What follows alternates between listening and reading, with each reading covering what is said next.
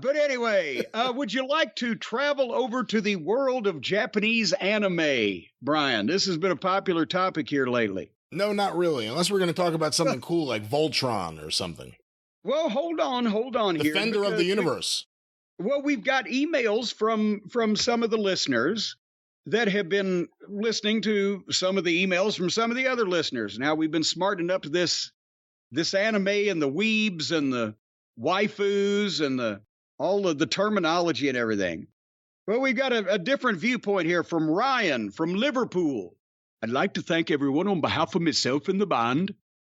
Ryan from Liverpool says, hi, Jim and Brian. I'd consider myself a militant weeb. I will defend my people to the death.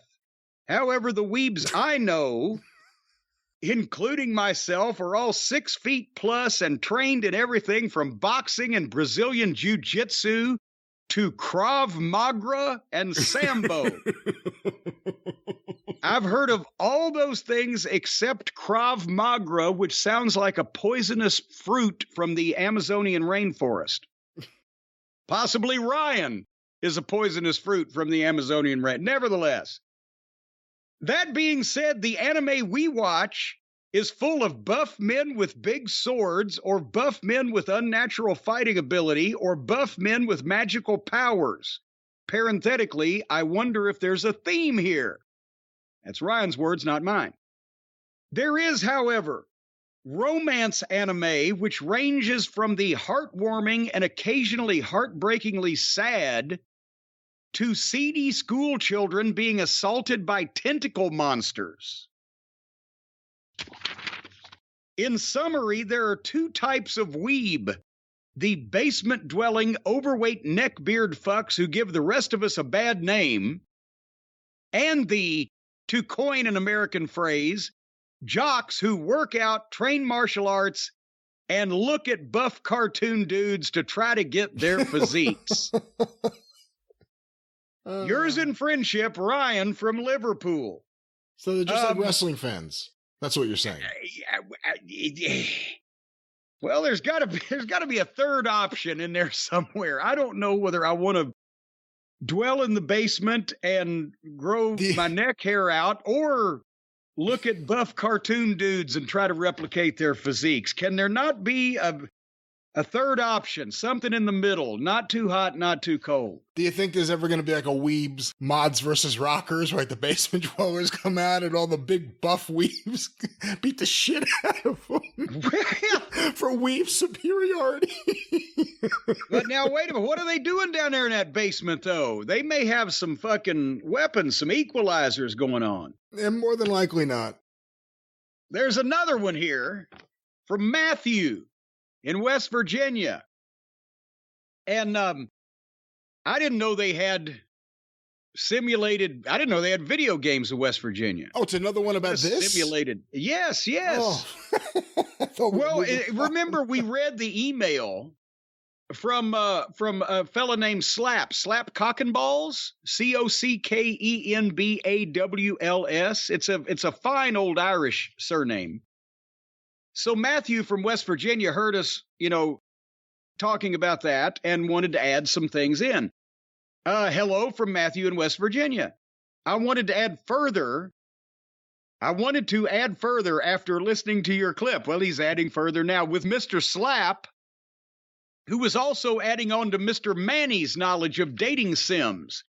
Primarily, you and Brian began to stumble into uncontrollable laughter and despair at the descriptions of many of the games. The scope of these games is far above and beyond what Mr. Slap pointed to. One very specific game is something very much in your wheelhouse, Jim. Cena High. Have you heard about this, Brian? Cena High, like John Cena? Cena High. It is a sim game that is based around your character going to John Cena High School, wanting to learn how to wrestle. Your character is a girl who has her pick of many different high school stereotype versions of John Cena, including Jonathan the Nerd Cena or Johnny the Bully Cena. Parenthetically, with poorly Microsoft Paint clothes placed over literally the exact same P&G picture of Cena. Yeah, no prototype John Cena. Is this an officially licensed thing? It does not say whether or not that is the case. Your choices in the game can even end up in game over if you pick a wrong fight, as you will be pinned 1, 2, 3. No idea where the referees even come from.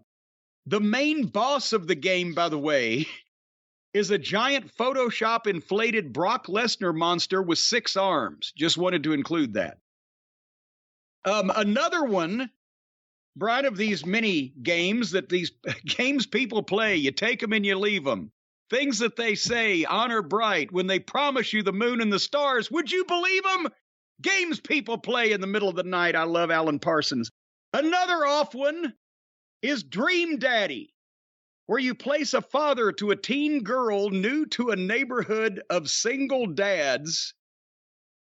Where you play a father to a teen girl, I guess, to a teen girl new to a neighborhood of single dads to pick your preferred dream daddy. Oh my God.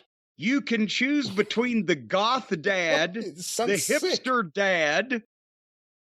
Listen to this one. The married dad that's in an unhappy Christian heterosexual marriage with 4 kids all named after Christ. Wait, what? That's one of the options? P.S. The Christian dad and his unhappy wife are literally named Mary and Joseph. Most of my awareness, is this an officially licensed game? Who would sign off? Who's in charge of the Jesus Christ estate? The intellectual property. Is there a trademark? We got to get Akins and Gwynn on this. Well, they do all the trademark work for new law office. Is there a trademark owner of Jesus Christ? How do we have all the churches and the T-shirts bandying Christ's name and the games? Well, different people claim different. Like when I was Who's getting paid? When I was in Torino, like they lay claim to the Shroud of Turin, which they claim was the shroud that Jesus Christ was buried in, and then rose up from. And they have all sorts of things, postcards, they have everything. They don't have beach towels. The one thing you think they would have would be... It's like having Flair Starcade robe, though. If you have Flair Starcade robe, that doesn't mean you got the rights to Ric Flair's name and likeness. No, but you can buy that for another $50, so what's the point? All right, now. Anyway, back to Matthew. Most of my awareness of these video games come from video game communities playing them for public laughter and streaming. So, Slap, Mr. Cock and Balls, is right about the communities being mostly harmless and in good fun. One that I know was popular for a while was a dating simulation between your character and fast food restaurant mascots. Now, there, Queenie Bee, I had thoughts about her when I was 8. Queenie Bee, because even in that bee costume, you could tell she had a honeypot on her. But are you a boy or a girl in this game? Maybe you're stuck with Grimace and the Hamburglar. Oh, I'll make him Grimace. As for your notion. Oh, you better not, or Mayor McCheese will show up. Oh, shit. Man, then I'll be sitting in the cell next to the Hamburglar doing 1 to 3 on a fucking morals charge. As for your notion of the games only being worth it if it goes to debauchery, there are actually a number of those as well, though my knowledge there is mostly surface level. Of course, Matthew. So anyway, yeah, so there we go. That was, the fun seems to be in the ridiculousness of it, according to Matthew. Oh. Did you see the tweet of somebody made an animation of me and a flirty-eyed Wendy's waitress that was put out there here recently? I walked in and her eyes got all dewy and everything. It was on Twitter. Maybe there's more to that story. I can't wait to see how that comes out. What more could there be to that story? Well, you never know. There was this one girl that worked the window at Popeye's Chicken on South Boulevard in Charlotte, was a big fan and often took a break whenever I'd go by for my sausage gravy on the way to the airport. But I digress.